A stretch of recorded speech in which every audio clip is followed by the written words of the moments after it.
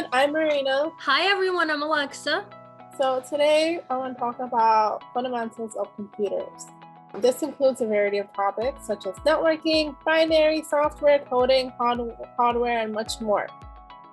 Now, in order to teach computing effectively, we start off with the basics and build on them with every class. Finally, at the end of the program, the pieces will come together like a puzzle. So today we'll do a little demo for you about the fundamentals of programming. In order to program, there are several factors that you need to know first, such as variables, strings, boolean, and the idea of input and output. Okay, so programming is interacting with your computer using a set of instructions that tells the computer how to perform a task. So one of the main fundamentals of programming, among many, is the idea of input and output. It is like a prefix and a suffix, or a beginning and an end. Input is the information that the user, such as myself or Marina, gives to the computer, and output is the result of receiving that data.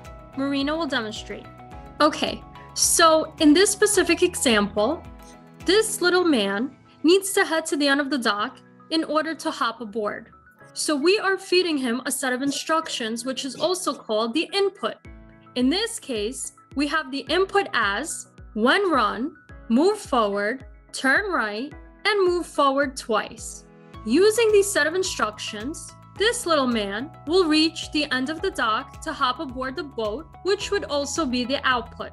So the input and the output work together. When he runs and moves forward and turns right and moves forward twice, he reaches the output, the end of the dock. Let's demonstrate.